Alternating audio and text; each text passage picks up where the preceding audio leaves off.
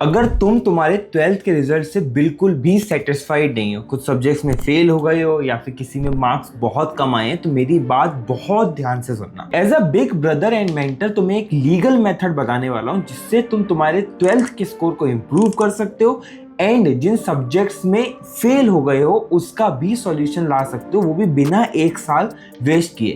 The problem is कि इस method के बारे में बहुत सारे स्टूडेंट्स को पता नहीं है, लेकिन तुम्हारे लिए मैं ये मेथड लेके आया हूँ। इसलिए तुम्हें बस कुछ नहीं करना, इस वीडियो को एंड तक देखना है ताकि तुम्हारा पूरा एक साल बच पाए और तुम्हारा 12th का स्कोर जो बहुत इंपॉर्टेंट होता है वो अच्छा हो पाए। जनरली अगर तुम फेल हो गए हो तो तुम्हें एक साल पूरा वेट करना पड़ता है, बट इस तरीके से तुम्हें एक साल वेट करने की कोई जरूरत नहीं है और तुम इसी साल कॉलेज में भी एडमिशन ले सकते हो, बिकॉज कॉलेजेस के एडमिशन का क्राइटेरिया होता है कि तुम्हें सारे सब्जेक्ट्स में पास होना पड़ता है। इस सॉल्यूशन का नाम है ओपन स्कूलिंग और इस वीडियो में ओपन स्कूलिंग के बारे में बहुत डिटेल में बात करेंगे। ओपन स्कूलिंग क्या है, कैसे वर्क करता है, लीगल है या नहीं, इसका मार्कशीट लीगल होती है या नहीं होती है, इसलिए बहुत क्रूशियल है तुम्हारे लिए जानना।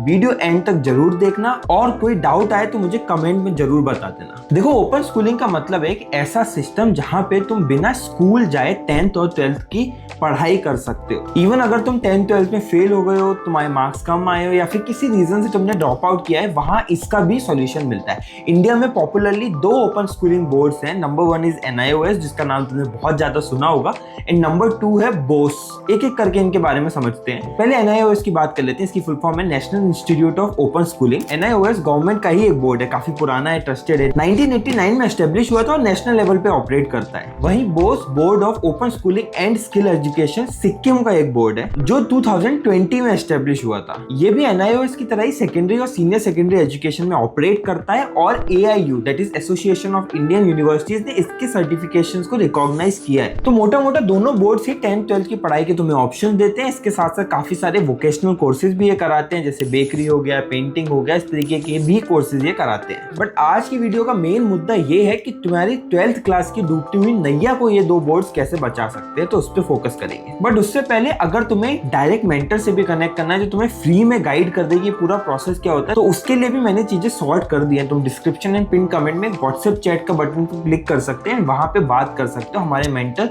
तुम्हें फ्री में गाइड करेंगे कि इसका पूरा प्रोसेस क्या है ताकि तुम्हारा एक साल बर्बाद ना हो। तो अभी जाके क्लिक जरूर कर लेना। तुम्हारे कुछ सब्जेक्ट्स में मार्क्स कम आए या फिर तुम फेल हो गए तो तुम्हारे पास एक ही ऑप्शन बचता है। फेल होने के केस में अगले साल तुम्हें एग्जाम देके पास करना पड़ता है, मतलब एक साल वेस्ट होता है। मार्क्स बहुत कम आए तो सिंस मार्क्स कम आए एक बहुत ही एवरेज या घटिया से कॉलेज से तुम्हें कॉम्प्रोमाइज करना पड़ता है अगर NIOS और बोस नहीं होते। अब ये पिक्चर में जब आते हैं तुम्हारे लिए खेल बहुत बढ़िया कर देते हैं, बिकॉज ये तुम्हें एक अपॉर्चुनिटी दे देते हैं एक साल बचाने की। बेसिकली ये करते क्या है, तुम्हारा जो पिछला बोर्ड होता है, फॉर एग्जाम्पल CPSC बोर्ड, उसके मार्क्स अपने बोर्ड में ट्रांसफर करवा देते हैं थ्रू पार्ट एडमिशन। मतलब तुम्हारे CBSE में 5 सब्जेक्ट है, उसमें तुम 3 में पास हो गए और 2 में फेल हो गए, तो जो 3 में पास हुए थे, मार्क्स तुम्हारे डिसेंट आए थे, वो तीनों सब्जेक्ट के मार्क्स तुम्हारे इस वाले बोर्ड में से NIOS में ट्रांसफर हो जाएंगे और तुम्हें उसको दोबारा अटेम्प्ट करने की कोई जरूरत नहीं है। और पार्ट एडमिशन का मतलब ये है कि कुछ कंपलसरी सब्जेक्ट के ही बस तुम्हें एग्जामिनेशन देने पड़ेंगे, वो भी मैं बताऊंगा कि कब देने पड़ेंगे एंड कैसे तुम्हारा एक साल बच जाएगा। बट ये ऐसा चीज कर रहे हैं, कहीं स्कैम तो नहीं है, कहीं लीगल होता ही नहीं हो, बस एक सर्टिफिकेशन और मार्कशीट पकड़ाने का तरीका है। चलो इस पे ही पहले बात कर लेते हैं ताकि तुम्हें पहले ये एश्योरिटी हो जाए। देखो, इसको इस तरीके से समझाता हूँ कि जब भी तुम कुछ ऑनलाइन बाय करते हो तो तुम हमेशा एक चीज देखते हो, वो होती है रेटिंग, की जितनी अच्छी रेटिंग है उतना अच्छा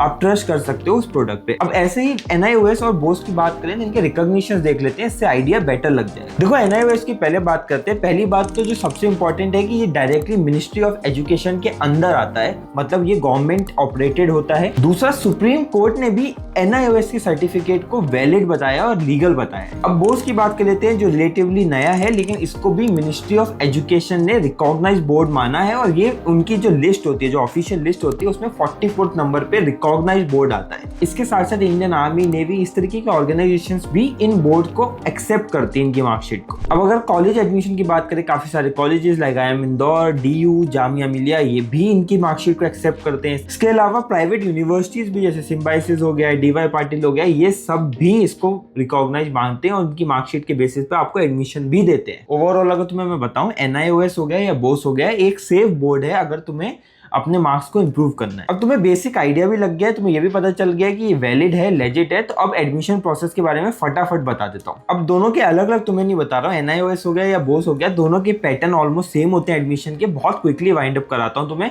बिकॉज अगर तुम्हें डिटेल में समझना हो तो मैंने ऑलरेडी तुम्हें बता रखा है कि डिस्क्रिप्शन एंड पिन कमेंट में एक चैट का लिंक है, वहां से डायरेक्ट तुम हमारे मेंटर के साथ चैट करके ही इसका पूरा आइडिया ले सकते हो। देखो सिंपल है, ऑनलाइन फॉर्म भरना होता है, तुम्हारी 10th की मार्कशीट अपलोड करनी होती है, ID card, passport size photo, जो बेसिक डिटेल्स होती है वो देनी पड़ती है। अगर कोई सब्जेक्ट ट्रांसफर है तो उसकी मार्कशीट लगानी पड़ती है, एंड कोर्स के हिसाब से रिक्वायर्ड फीस भरनी पड़ती है। इतना सिंपल सा प्रोसेस है। अब सब्जेक्ट कौन से चूज करें? देखो NIOS एंड बोस तुम्हें minimum 1 subject and maximum 4 subject choose करने का ऑप्शन देते हैं। अब इसको तुम्हें मैं बहुत अच्छे से समझाता हूँ। मान लो कि तुम 12th बोर्ड में 1 सब्जेक्ट में फेल हुए तो तुम 1 सब्जेक्ट चूज कर सकते हो, बट इसी केस में मैं मान लेता हूँ कि तुम 1 सब्जेक्ट में फेल हुआ और 1 सब्जेक्ट में तुम्हारे जस्ट पासिंग मार्क्स आए, तुम उसको भी इंप्रूव करना चाहते हो तो तुम 2 सब्जेक्ट ले सकते हो। वहीं अगर 1 सब्जेक्ट में फेल हुए बट 2 के मार्क्स खराब है तो तुम 3 भी ले सकते हो, बट 4 से ज्यादा नहीं ले सकते। और भी कुछ बातें ध्यान रखनी है, मिनिमम 1 लैंग्वेज सब्जेक्ट तुम्हें लेना ही लेना है, और मैक्सिमम लैंग्वेज सब्जेक्ट सिर्फ 2 ही ले सकते हो तुम, जैसे कि रीजनल लैंग्वेजेस हो गए, हिंदी, उर्दू, मराठी। समझ आ गया होगा तुम्हें। अब फीस स्ट्रक्चर पे बात कर लेते हैं। इनकी फीस काफी अफोर्डेबल होती है, मतलब ऐसा कुछ सीन नहीं है कि तुम फेल हो गए हो, तुम्हारी मजबूरी का फायदा उठा के कोई बहुत हाई फाई फीस चार्ज की हो, ऐसा नहीं है। 2 डिपेंड करती है, सब्जेक्ट टू सब्जेक्ट डिपेंड करती है। 2 कंपोनेंट में इनकी फीस होती है। एक कंपोनेंट होता है इनकी एडमिशन फीस एंड दूसरा कंपोनेंट होता है सब्जेक्ट वाइज फीस। जितने तुम सब्जेक्ट लोगे उतनी ही फीस होती है, बट काफी अफोर्डेबल है, अदरवाइज मैं तुम्हें रेकमेंड ही नहीं करता। अब फीस का स्ट्रक्चर थोड़ा डायनेमिक हो सकता है, इसलिए एक सिंपल प्रोसेस है। डिस्क्रिप्शन एंड पिन कमेंट में व्हाट्सएप चैट का लिंक दे रखा है, वहां पे क्लिक करके हाय लिख देना।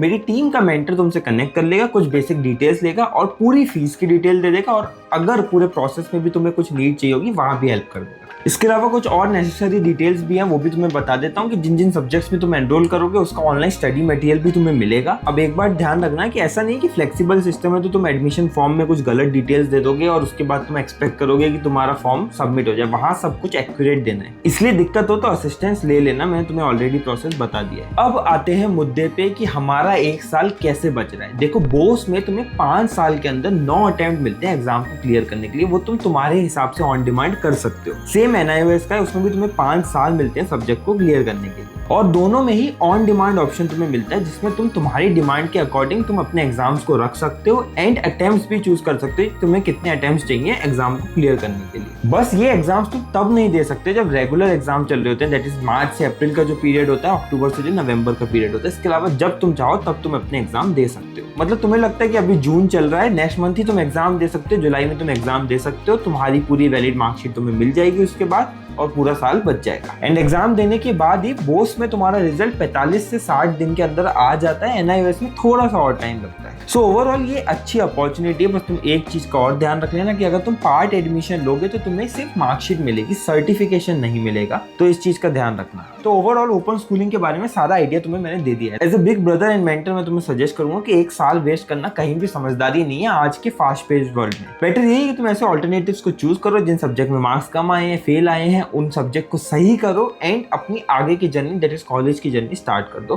किसी भी प्रॉब्लम में अगर फंसो तो हम हैं, हमारे मेंटर्स हैं, आपको सिर्फ व्हाट्सएप एक हाई लिखना है, आपको सॉल्यूशन मिल जाएगा। इसके अलावा कोई डाउट है तो आप कमेंट में पूछ सकते हो। Till then keep working hard and अपने करियर पे फोकस करो। Thank you.